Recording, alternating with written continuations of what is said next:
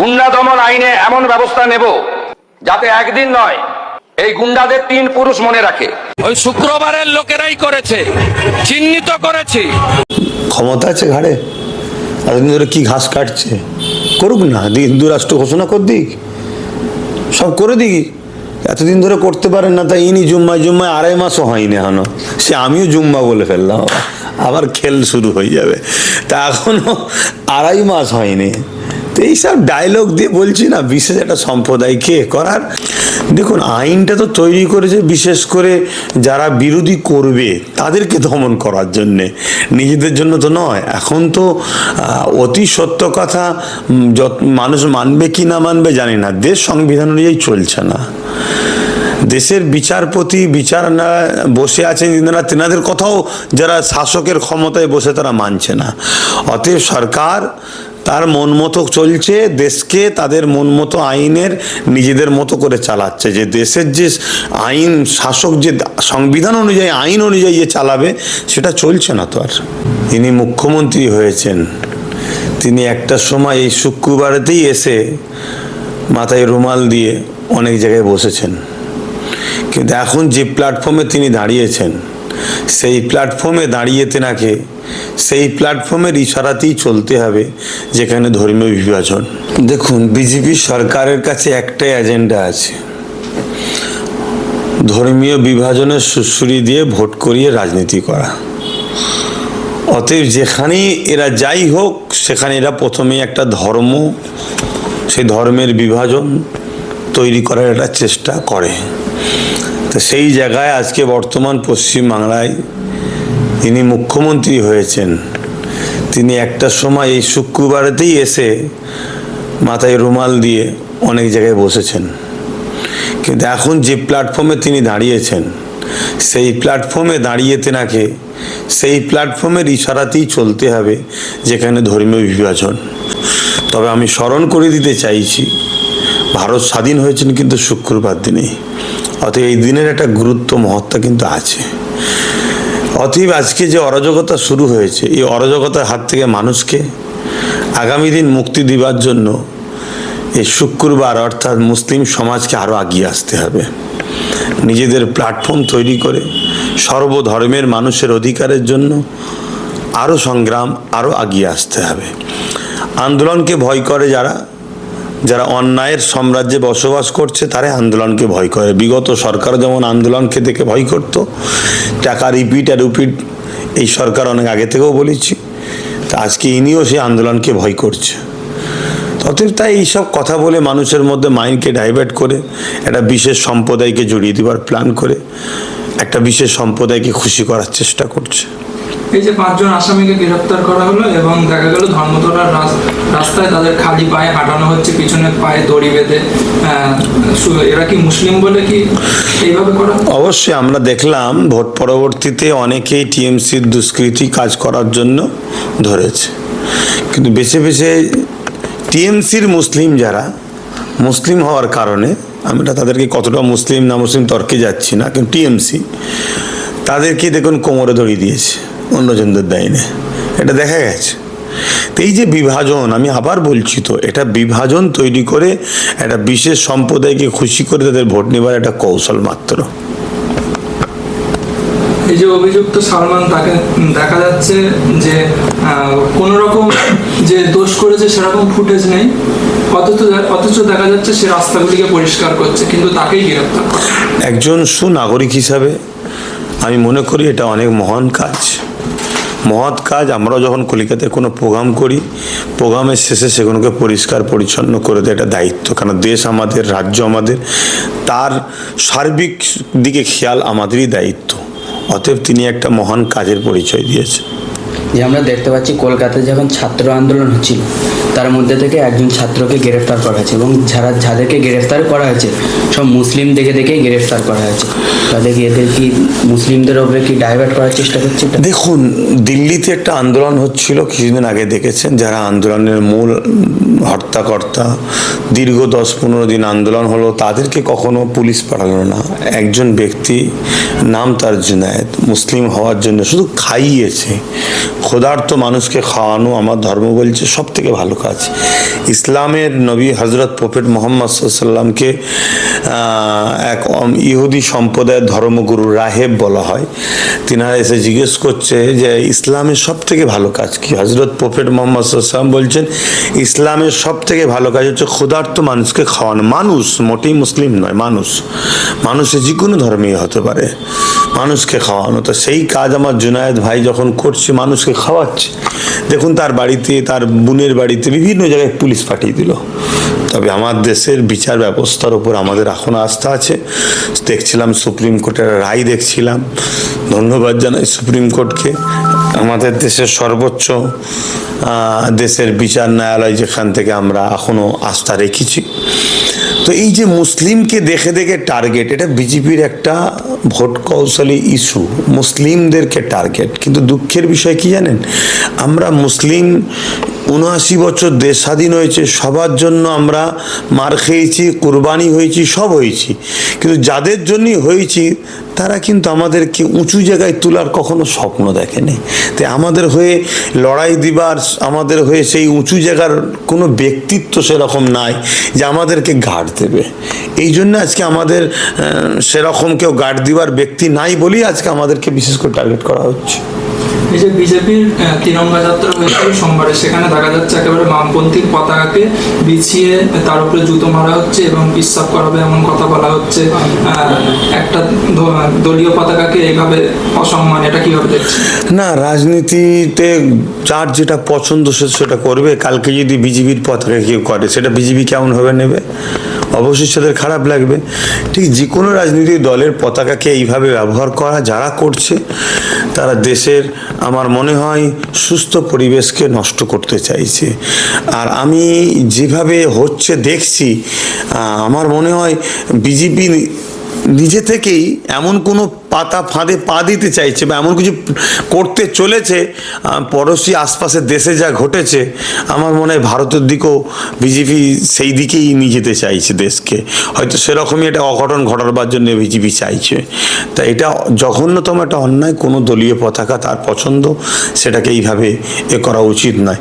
বিশেষ করে সাথে দেশের শান, দেশের মান, জাতীয় পতাকা আবার হাতে নিয়ে দেশ তো অধিকার দিচ্ছে, সেই দেশের পতাকা নিয়ে এরকম জঘন্য কাজ, এটা শুধুমাত্র তাহলে পতাকাটাকে একটা সাজানো নাটকের জন্য তারা হাতে নিয়েছে। মোটেও তাদের মধ্যে পতাকার যদি সেই ভালোবাসা থাকতো, তাহলে দেশ যেখানে সবাইকে গণতান্ত্রিক অধিকার দিয়েছে রাজনীতি করা, তাদের দলীয় পতাকা থাকবে, সেই পতাকার উপর এইভাবে জঘন্য ব্যবহার করাটা মোটেই কাঙ্ক্ষিত নয়, কাম্য নয়। বিজেপির কর্মী সমর্থকদের দ্বারাই স্লোগান দেওয়া হচ্ছে যে জিহাদিদের চামড়া খুলে নেব আমরা, এবং বিভিন্ন রকম ছিঁড়ে ফেলবো, ফেরে ফেলবো। এদের কি গুন্ডা দমন আইনে ফেলা হবে না বলে মনে করছে?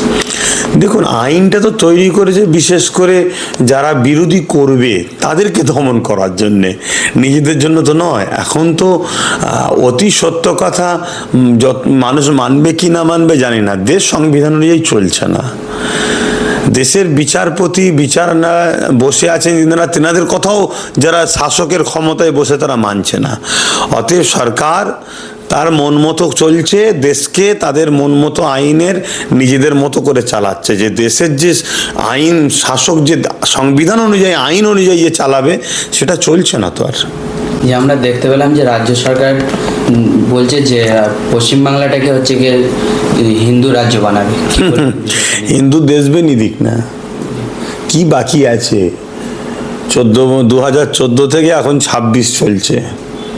এই যে 12 বছর কেন্দ্রে বিজেপি সরকার বলেছিল হিন্দু রাষ্ট্র বানাবে, ক্ষমতা আছে ঘাড়ে, এতদিন ধরে কি ঘাস কাটছে? করুক না, হিন্দু রাষ্ট্র ঘোষণা কর দিক, সব করে দিক। এতদিন ধরে করতে পারেন না, তাই ইনি জুম্মায় 2.5 মাসও হয়নি এখনো। সে আমিও জুম্মা বলে ফেললাম, আবার খেল শুরু হয়ে যাবে। তা এখনো 2.5 মাস হয়নি। তো এইসব ডায়লগ দিয়ে বলছি না, বিশেষ একটা সম্প্রদায়কে করার। দুঃখের বিষয় কি না, আমরা যতই বুঝাই, বিশেষ একটা সম্প্রদায় এমন ঘোল খেয়ে আছে, আমাদের কথায় তাদের তাসির হবে না। তো সেই জায়গায় যারা আমাদের অমুসলিম ভাই আছেন, এডুকেটেড পার্সন, দেশকে ভালোবাসেন, সংবিধানকে ভালোবাসেন, তাদের উচিত আমাদের অমুসলিম ভাইদের মধ্যে যারা বিজেপিকে ভালোবাসছে তাদের মধ্যে বেশি করে কাজ করা, তাদেরকে বোঝানো, তাদের যে ব্রেনকে বিজেপি হ্যাক করে নিয়েছে, হস করে নিয়েছে, তাদের থেকে ফিরিয়ে নিয়ে আসে। তা না করে যতগুলো দল আছে দেখুন, কি কংগ্রেস, কি বাম, কি টিএমসি, আরও ছোট, সেই দেখুন মুসলিম পাড়ায় গিয়ে বিজেপির বিরুদ্ধে বলছে। আরে মুসলিমরা বিজেপিকে ভোট দেয়নি, যারা দিয়েছে সেখানে গিয়ে বুঝান বিজেপিটা কি জিনিস, সেটা তো করছে না। এই জন্য তো আজকে এই সমস্যা। আর আমি যতই বিজেপির বিরুদ্ধে বলবো, আমি যত বলবো তত বিজেপির উপকার হবে। এই যে সাংবাদিকদের উপরে আক্রমণ হলো, এটা কিভাবে দেখছেন? সাংবাদিকদের উপর আক্রমণ হয়েছে কোথায় আমি দেখিনি তো। কলকাতায় যেটা ঘটনা তো অভিযোগ করা হচ্ছে সাংবাদিকদের উপর আক্রমণ হয়েছে, এটা কেমন জানেন? একবার সাংবাদিকদের দেখছিলাম ওই বন্যা হয়ে গেছে বলে হামাগুড়ি দিচ্ছে, হঠাৎ করে পানি নেমে গেছে, দেখছে এক হাঁটু পানি, এরকম একটা অভিযোগ উঠছে। দেশের ছাত্ররা দেশের ভবিষ্যৎ, ছাত্ররা কখনো সাংবাদিকদের আক্রমণ করবে কেন? ছাত্রদের উপর এত বড় ইলজাম দেওয়া উচিত নয়। ছাত্ররা তো আমাদের ভবিষ্যৎ, তারা তো আমাদের দেশকে নতুন করে আবার এগিয়ে নিয়ে যাবে।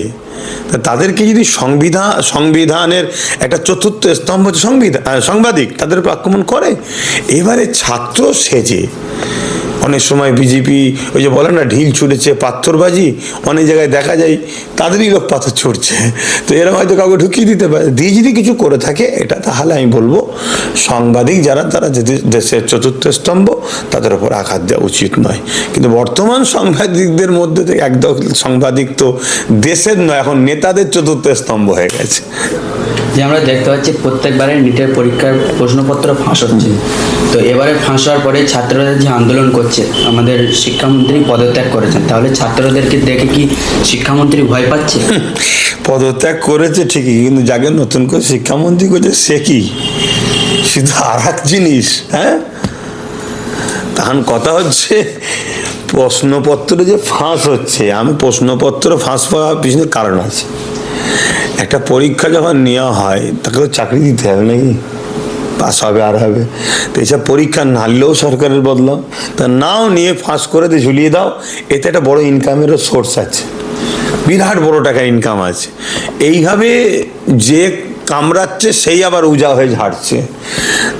কিন্তু আমি একটা কথা বলতে পারি, ছাত্ররাই এই দেশের ভবিষ্যৎ, ছাত্ররাই দেখিয়েছে আন্দোলনে এক পা হলেও এই সরকারকে কিন্তু ধাক্কা খেয়েছে, হয়তো চেঞ্জ করে আরেকজনকে দিয়েছে, কিন্তু একটু হলেও ঝটকা তো দিয়েছে।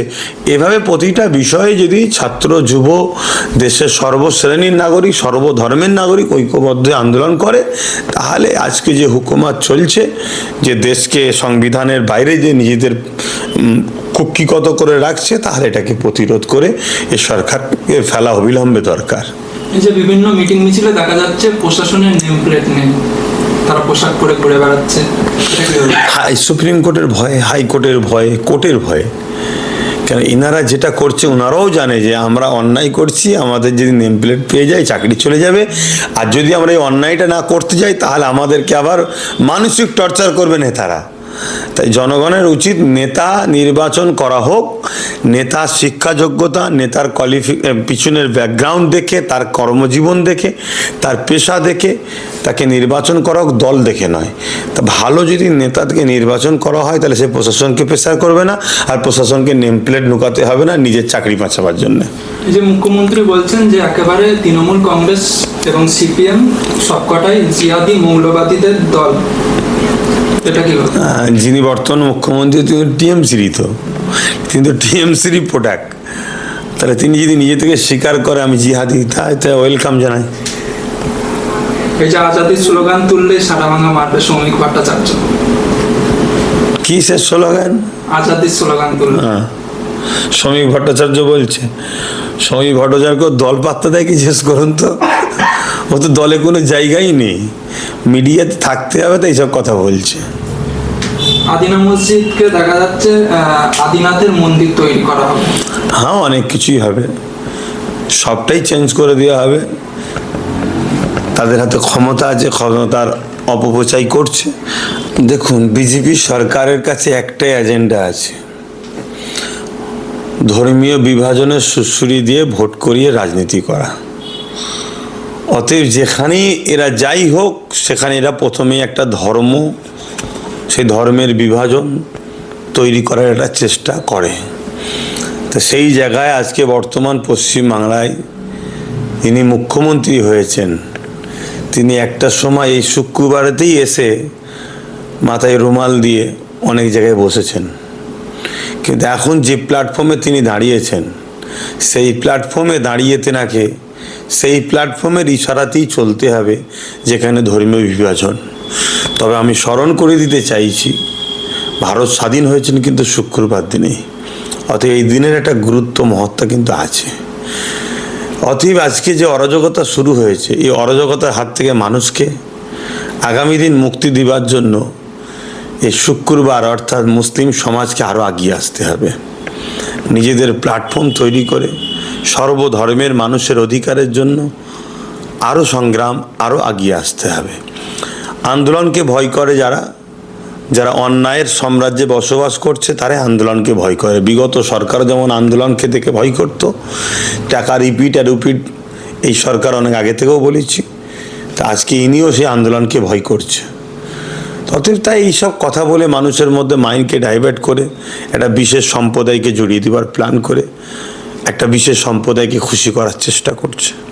এই যে 5 জন আসামিকে গ্রেফতার করা হলো এবং দেখা গেল ধর্মতলার রাস্তায় তাদের খালি পায়ে হাঁটানো হচ্ছে, পিছনে পায়ে দড়ি বেঁধে, এরা কি মুসলিম বলে কি এইভাবে করা? অবশ্যই আমরা দেখলাম ভোট পরবর্তীতে অনেকেই টিএমসির দুষ্কৃতি কাজ করার জন্য ধরেছে, কিন্তু বেছে বেছে টিএমসির মুসলিম যারা মুসলিম হওয়ার কারণে, আমরা তাদেরকে কতটা মুসলিম না মুসলিম তর্কে যাচ্ছি না, কিন্তু টিএমসি তাদেরকে দেখুন কোমরে দড়ি দিয়েছে অন্যজনদের দায়নে, এটা দেখা গেছে।